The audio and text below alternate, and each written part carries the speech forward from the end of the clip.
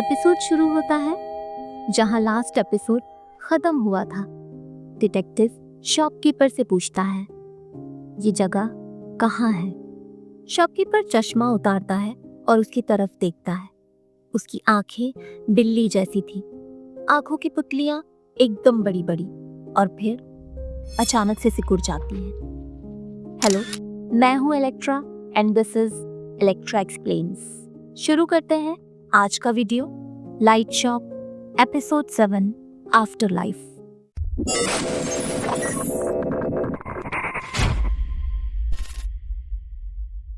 Detective shopkeeper की आंखें देख के डर जाता है और डिटेक्टिव की आंखों की पुतलियों पे ऐसा लगता है जैसे एक सफेद परत जम गई। शॉपकीपर वापस चश्मा पहनता है और बोलता है, मैं भी सेम सवाल पूछा करता था। और फिर एक बिल्डिंग टूटने की आवाज आती है और हमें दिखाया जाता है एक बिल्डिंग टूटी हुई पड़ी है और हम देखते हैं जुंग वॉन योंग यानी कि शॉपकीपर मलबे से निकल रहा है और बोल रहा है, पापा बस यही है। थोड़ी दूर पे एक छोटी बच्ची है, वो आधी मलबे में दबी हुई है और उसके आसपास बहुत सारी कैंडीज पड़ी हुई हैं। वॉन योंग बोलता है, चलो यहाँ से चलते हैं। बच्ची बोलती है, पापा मुझे नहीं लगता मैं तुम्हारे साथ जा सकती हूँ। वॉन योंग देखता है उसके पैर मलबे में दबे हुए हैं। वो उसे निकालने की कोशिश करता है लेकिन नहीं निकाल पाता। वो मलबे को हटाने की कोशिश करता है लेकिन नहीं हटा पाता। वो रोने लगता है। उसकी बेटी अपने हाथ से वहां पड़ी हुई कैंडीज को ढूंढती है और 2 कैंडीज उठाती है। वो रैपर खोलती है। वॉन योंग धीरे धीरे बोल रहा है, गुड गर्ल, शाबाश, कैंडी खा लो। वो कैंडी निकाल के वॉन योंग को अपने हाथ से खिलाती है। वो कैंडी खाता है। उसकी बेटी बोलती है, तुम्हें जाग जाना चाहिए। वो दूसरी कैंडी खोलती है और खुद खा लेती है। वो अपने पापा की तरफ देखती है। वो धीरे से स्माइल करता है और बोलता है, यूं हुई, जब तक तुम्हारी कैंडी खत्म होगी मैं वापस आ जाऊंगा। मैं वादा करता हूं। तुम अपना ध्यान रख सकती हो। बच्ची सिर्फ उसे देख रही है। वो बोलता है, यहीं इंतजार करो, मैं तुम्हें लेने आऊंगा, और धीरे धीरे वहां से जाने लगता है। बच्ची बोलती है, पापा मैं थक गई हूं। वो बहुत धीरे से बोलता है, यूं हुई, जागती रहना, मैं जल्द ही तुम्हें आके ले जाऊंगा। सोना मत, इंतजार करो, मैं वापस आऊंगा। जब वो बाहर निकल रहा है वहां मलबे में एक जगह तेज रोशनी दिखाई जा रही है, जैसे कोई बल्ब जल रहा हो। वॉन योंग एक गली में है और वो मदद के लिए चिल्ला रहा है, लेकिन ऐसा लगता है जैसे वहां कोई नहीं रहता है। आगे उसे रोशनी दिखती है। वो जल्दी से उस रोशनी की तरफ जाता है। बाहर लिखा है लाइट शॉप। वो दरवाजा खोल के अंदर जाता है। अंदर एक औरत खड़ी है जिसने ट्रेडिशनल कोरियन ड्रेस और काला चश्मा पहना हुआ है और बल्ब को देख रही है। वो वॉन योंग की तरफ देखती है। वो बोलता है, क्या तुम मेरी मदद कर सकती हो? औरत बोलती है, What brings you here? Won Young फिर धीरे से उससे मदद मांगता है। वो औरत बोलती है, अनफॉर्चुनेटली पहले ही बहुत देर हो चुकी है। वॉन योंग उसे बताता है कि उसकी बेटी छोटी है और फंसी हुई है, तो उसे मदद की जरूरत है। वो औरत फ्यूज्ड बल्ब्स को निकाल के एक बास्केट में रख रही है। वो बोलती है, इससे तुम्हारा कोई लेना देना नहीं है और तुम्हें जाना चाहिए। वॉन योंग मदद की भीख मांगता है और बोलता है, क्या मतलब तुम्हारा? वो मेरी बेटी है, और हाथ जोड़ते हुए बोलता है, तुम्हें मेरी बेटी की मदद करनी होगी। वो बोलती है, मुझे डर है, मैं नहीं कर सकती, और कुछ पेपर्स उठा के उनमें देखने लगती है। वो रोते हुए बोलता है, वो वहाँ अंधेरे में है और अकेली है। औरत बोलती है, अगर वो यहाँ आने वाली है तो उसे खुद आना होगा। वॉन योंग बोलता है, नहीं, मैंने पहले ही बताया, वो हिल नहीं सकती। अब उसका दुख फ्रस्ट्रेशन में बदल जाता है और वो चिल्लाने लगता है, लेकिन उस औरत को कोई फर्क नहीं पड़ता। वो कागज देखती रहती है। वॉन योंग अपने आंसू पोंछते हुए शॉप में इधर उधर देखने लगता है और बोलता है, क्या होगा अगर मैंने ये सब तोड़ दिया? और पास से एक लैंप उठा लेता है। उसके लैंप उठाते ही वो औरत उसे मुड़ के देखती है और चिल्लाती है, नहीं।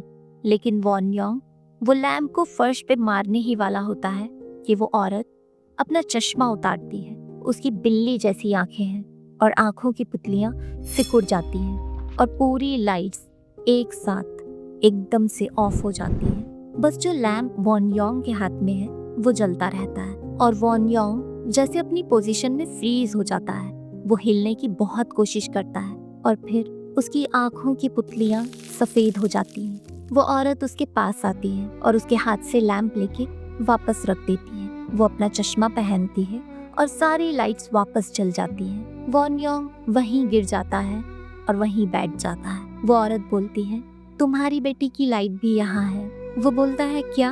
और शॉप में इधर उधर देखने लगता है। वो छत की तरफ देखता है कि बहुत सारे लाइट बल्ब्स हैं और उनमें से बहुत सारे बंद होते जाते हैं। वो बोलता है, क्या ये वही है जो मैं सोच रहा हूँ? औरत बोलती है, सिर्फ एक लाइट शॉप, बस। वो बोलता है, नहीं, ये और कुछ भी है। औरत बोलती है, तुम्हें कैसे पता?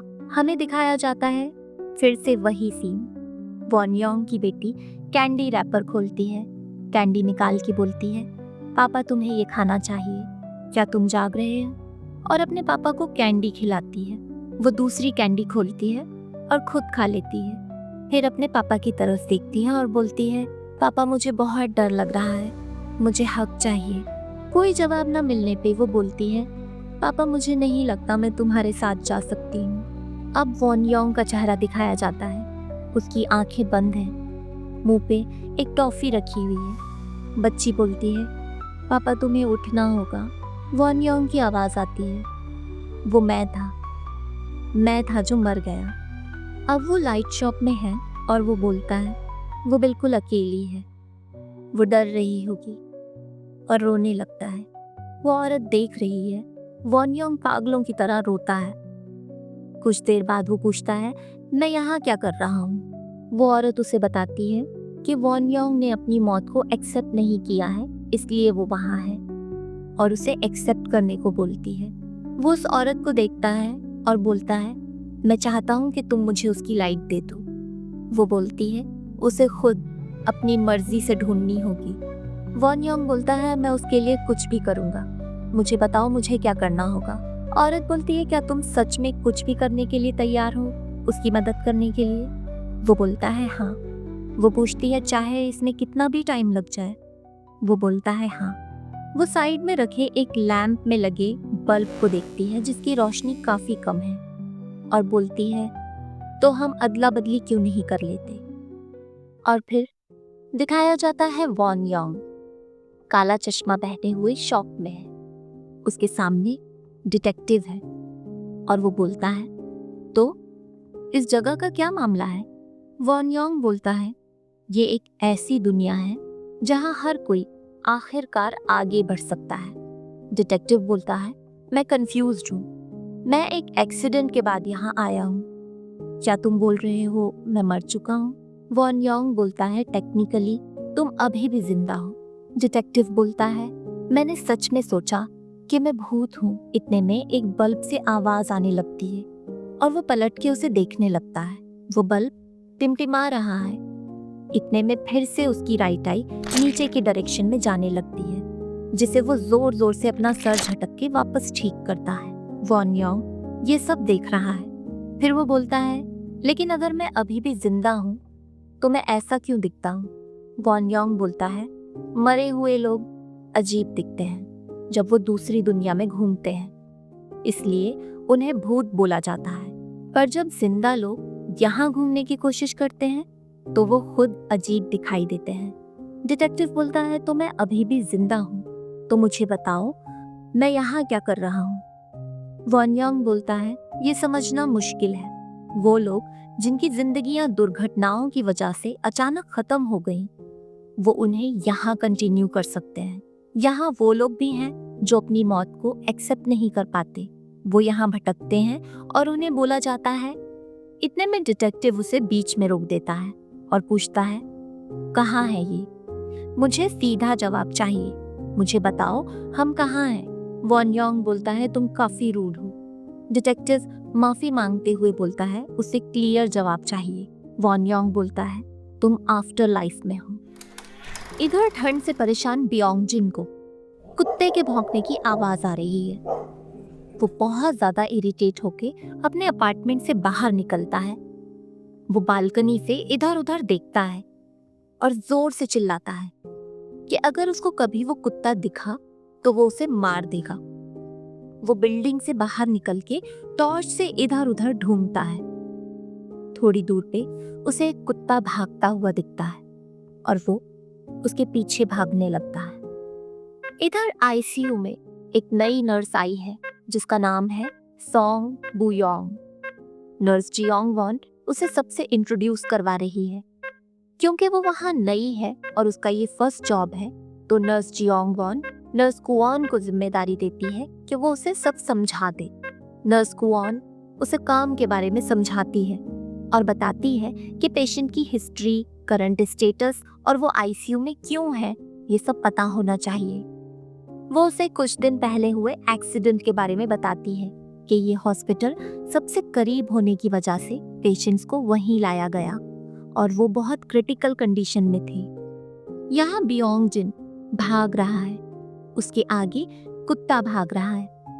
वो थक के रुक जाता है और फिर भागने लगता है। नर्स कुऑन एक पेशेंट के पास जाके बताती है कि एक्सीडेंट वाले दिन ये सबसे पहले हॉस्पिटल आया था। नर्स बुयोंग बोलती है ओह, तो ये सिटी बस में था। नर्स कुऑन बोलती है नहीं, ये ट्रैफिक एक्सीडेंट में नहीं था। नर्स बुयोंग के कुछ समझ नहीं आता। नर्स कुऑन बोलती है दूसरा एक्सीडेंट जो सेम दिन हुआ। बोर्ड पे नाम लिखा है कैंग बियोंग जिन। हमें दिखाया जाता है एक रेस्क्यू टीम रात के टाइम बारिश में कैंग बियोंग जिन को एक जंगल में ढूंढ रही है। सब उसे आवाज लगा रहे हैं। नर्स कुऑन की आवाज कंटिन्यू होती है कि वो पहाड़ों में खो गया था और फिर गिर गया। वो बताती है कि उस दिन बहुत बारिश हो रही थी जिसकी वजह से उसका बॉडी टेम्परेचर एकदम कम हो गया। वो बेहोश हो गया और फिर बीमार हो गया। इधर दिखाते हैं रेस्क्यू टीम को एक जूता मिला है और सब मैक्स और कैंग बियोंग जिन को आवाज लगाने लगते हैं और थोड़ी दूर नीचे उन्हें एक कुत्ता दिखाई देता है और वो बियोंग जिन के ऊपर बैठा है। नर्स कुऑन की आवाज आती है। रेस्क्यू डॉग ने उसे गर्म रखा तो उसके वाइटल्स बहुत ज़्यादा कम नहीं हुए। रेस्क्यू डॉग्स की ट्रेनिंग होती है कि जब उसे कोई ऐसा मिले जिसे मदद की ज़रूरत है तो वो भौंके, जिससे बाकी लोगों को पता चलता है कि वो कहाँ है। कुत्ता वहीं था, वो रुका रहा उस बारिश में भी। इधर बियोंग जिन उस कुत्ते का पीछा कर रहा है और रुक जाता है। उसके हाथ में टॉर्च है। कुत्ते के हांफने की आवाज आ रही है और बियोंग जिन एकदम शॉक्ड होके देख रहा है। अब हम भी देख सकते हैं। टॉर्च की लाइट में कुत्ता दिख रहा है। उसने ऑरेंज रेस्क्यू टीम की जैकेट पहनी हुई है और उसके पेट में एक पेड़ की टहनी घुसी हुई है। अब बियोंग जिन को याद आ जाता है जब तक रेस्क्यू टीम ने उसे ढूंढा, कुत्ता उसे गर्म रखने के लिए वहाँ बारिश में उसके ऊपर बैठा रहा। बियोंग जिन रोने लगता है। वहीं सड़क पे घुटनों के बल बैठ जाता है और माफी मांगता है। कुत्ता भाग के उसके पास आता है। नर्स कुऑन बताती है कि वो जब तक यहाँ आया वो ऑलरेडी बेहोश था।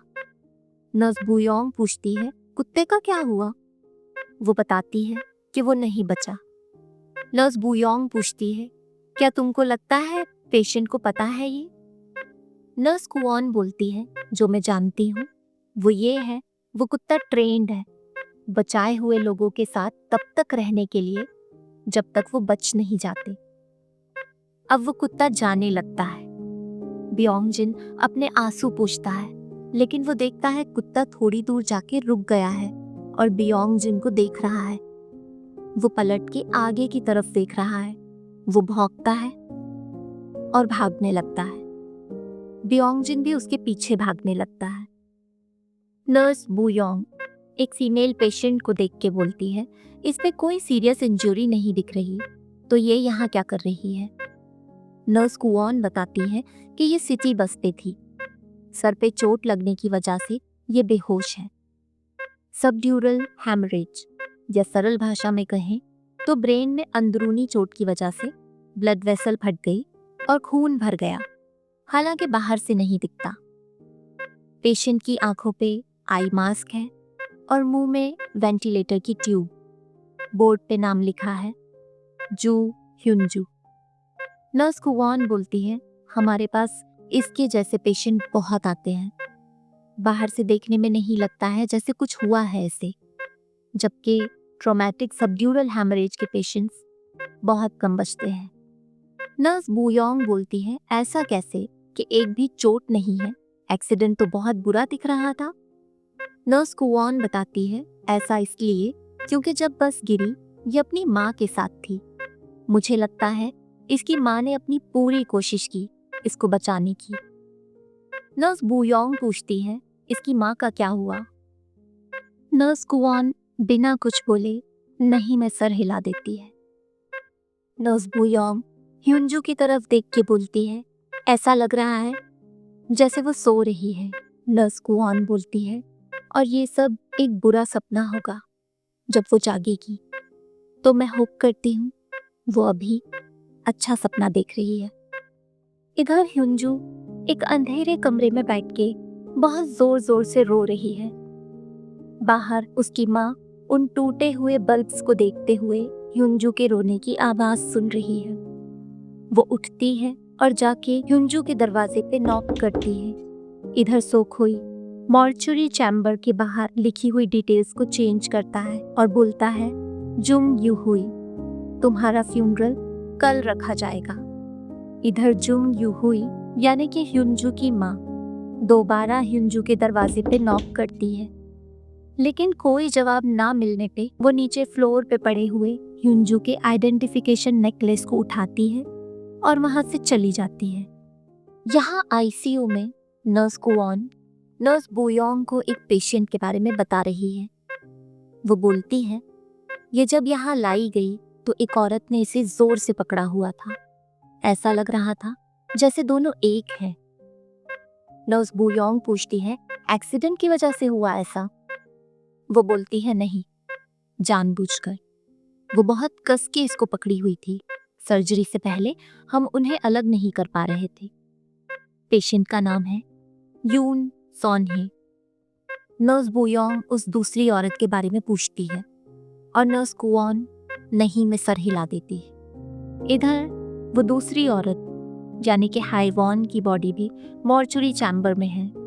सोखोई की असिस्टेंट उसे बताती है कि हाइवॉन के रिलेटिव्स अब्रॉड से उसके फ्यूनरल के लिए आए हैं, और सोखोई बोलता है, पार्क हाइवॉन, हम तुम्हारे फ्यूनरल की तैयारी करेंगे। हाइवॉन सॉनहे के दरवाजे के टूटे कांच को देख रही है। वो अंदर कमरे में जाती है जहां सॉनहे बेड पे सो रही है। वो भी उसी बेड पे साइड में लेट जाती है और धीरे से बोलती है, सॉनहे, तुम्हें उठना चाहिए। सॉनहे बोलती है, क्या तुम्हें उठना था? वो बोलती है, सॉनहे, बेबी, इस घर में बहुत अंधेरा है। और सॉनहे के हाँ बोलने पे वो बोलती है, तुम्हें जाना चाहिए और हमारे लिए नई लाइट लाना चाहिए। सॉनहे बोलती है, मैं बाहर नहीं जा सकती, मैंने लॉक तोड़ दिया क्योंकि जब मैं जाने की कोशिश कर रही थी मुझे पासकोड नहीं याद आ रहा था। हाइवॉन बोलती है, ये इम्पॉसिबल है, वो दरवाजे का पैनल बाहर की तरफ है, तो तुम कभी भी जा सकती हो, दरवाजा तुम्हारे लिए खुला हुआ है। हाइवॉन उसके हाथ पे हाथ रखती है और बोलती है, सॉनहे, जब तुम बाहर जाओ गली के एंड पे एक लाइट शॉप है, वहां जाओ और एक लाइट ढूंढो। ये सुन के सॉनहे की आंखों में आंसू आ जाते हैं और वो धीरे से रोते हुए हाँ बोल देती है। अब आईसीयू में नर्स कुऑन मॉर्ग का रास्ता पूछने वाले पेशेंट के बारे में बताती है कि वो वहां सबसे ज्यादा टाइम से है और उसको करवट करवाते टाइम ईयरफोन उसके कानों से निकल जाता है। नर्स कुऑन उसे वापस लगा देती है और नर्स बुयोंग के पूछने पे वो बताती है कि ये पेशेंट को एनकरेज करने के लिए, ताकि वो खो ना जाए, उसे लाइट ढूंढनी है। नर्स बुयोंग पूछती है, तुम्हें लगता है वो सुन सकता है?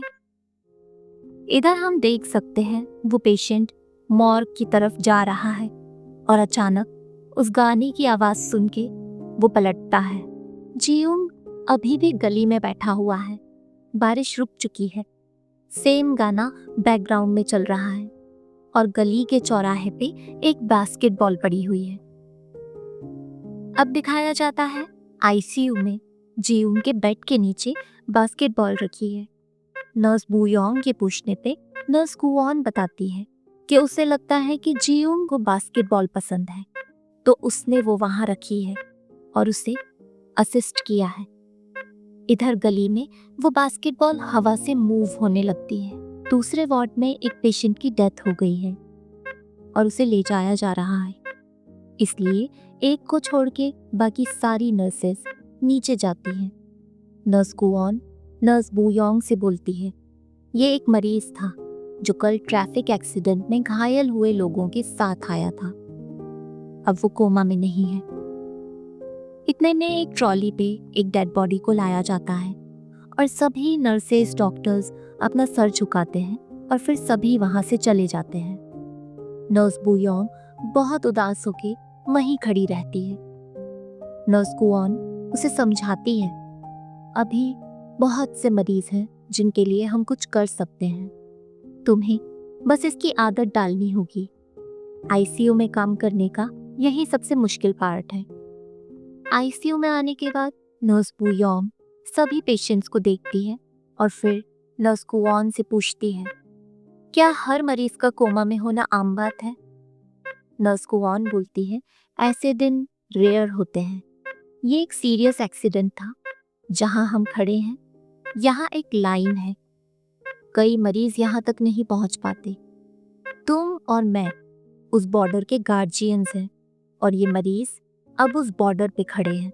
नर्स बुयोंग पूछती है, तो अगर वो बाहर नहीं आते तो फिर क्या होता है? क्या वो जीते हैं या? नर्स कुऑन उसे बीच में रोक देती है और बोलती है, तुम्हें ये नहीं कहना चाहिए। वो या तो लौटते हैं या वहीं रुक जाते हैं। सोखोई किसी बॉडी की डिटेल्स लिख रहा है। उसकी असिस्टेंट देख के बोलती है, क्या ये बस एक्सीडेंट वाला ड्राइवर है? ओह, ये था वो आदमी। सोखोई उसे बस करने को बोलता है और साथ ही बोलता है, हो सकता है बस खराब थी, लेकिन सड़क की कंडीशन भी एक बड़ी वजह थी। और जाके मॉर्चुरी चैम्बर के ड्रॉर पे वो प्लेट लगा देता है और बोलता है, ओ सोंगवान, अब हम तुम्हारे फ्यूनरल की तैयारी करेंगे। सोंगवान गली में परेशान सा जा रहा है। तभी उसे वो बास्केटबॉल सड़क पे लुढ़कती हुई दिखती है। वो उसका पीछा करने लगता है। बास्केटबॉल जियोंग के पास जाके रुक जाती है। सोंगवान भी जियोंग के पास आ जाता है। जियोंग बदहवास सा पहले बास्केटबॉल को फिर सोंगवान को देखता है। सोंगवान बोलता है, मैं तुम्हें हर जगह ढूंढ रहा था और फिर मैं बॉल के पीछे पीछे यहाँ आया। मैंने तुम्हें ढूंढ लिया।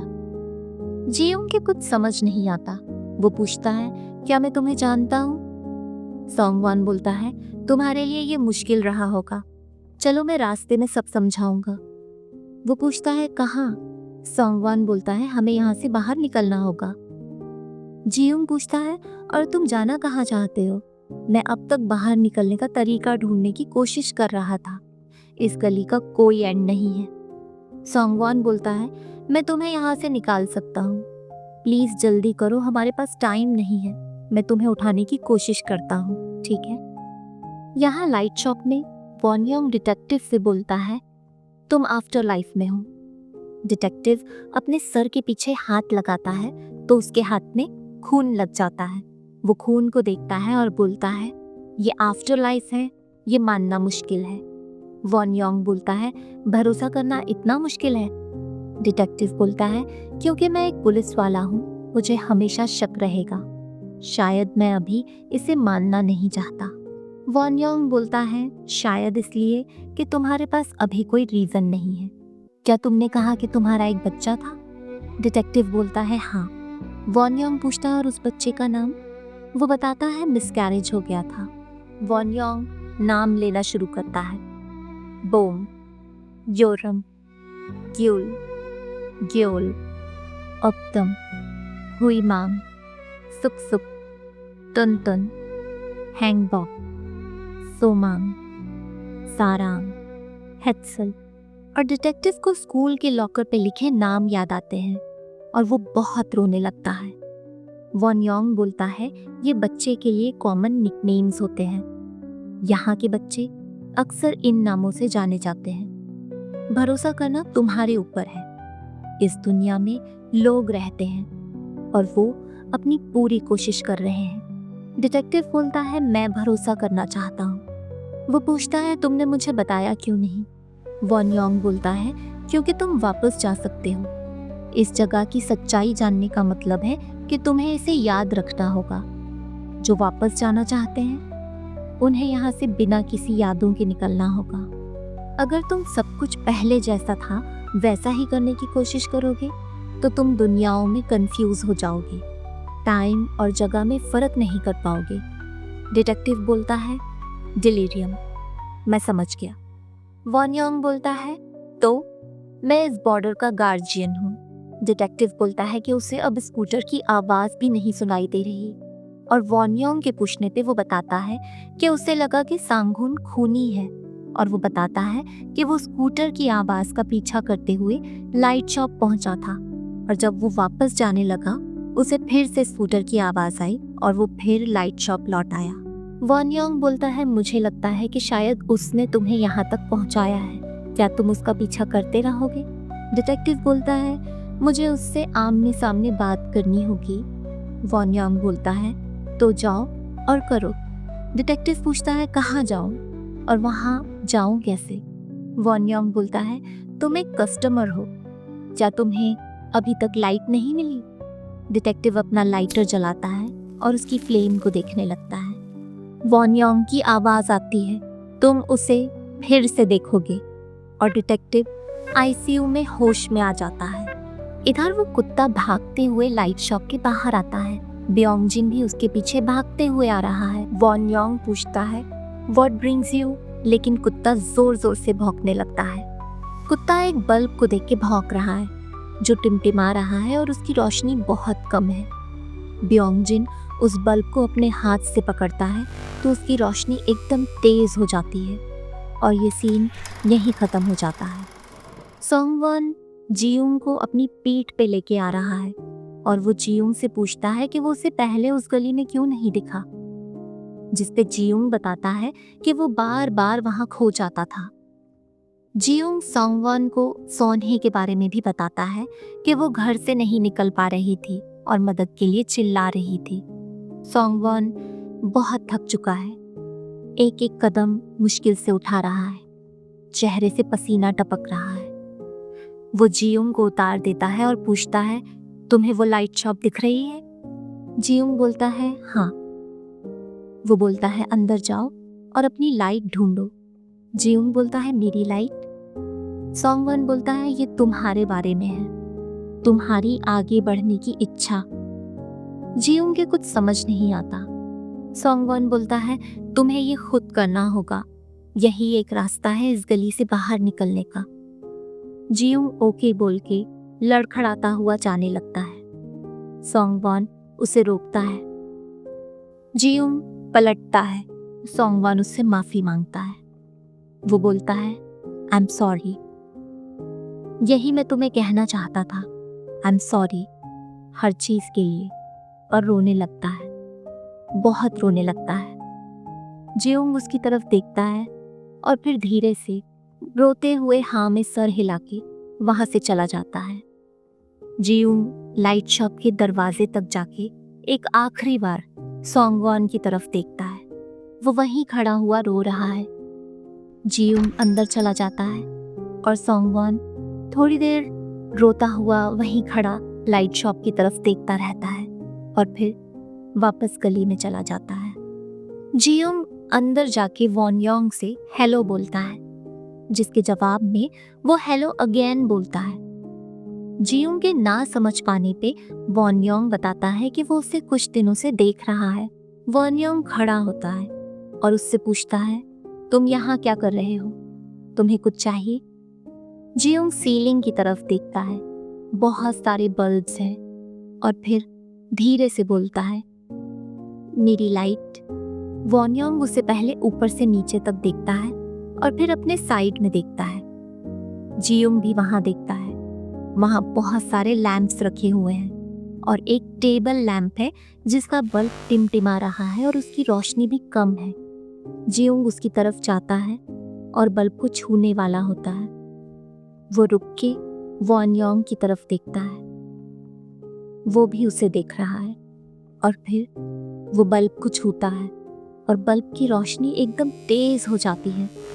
वॉन योंग बोलता है, आई होप हम दोबारा कभी ना मिलें। और ये एपिसोड यही खत्म हो जाता है।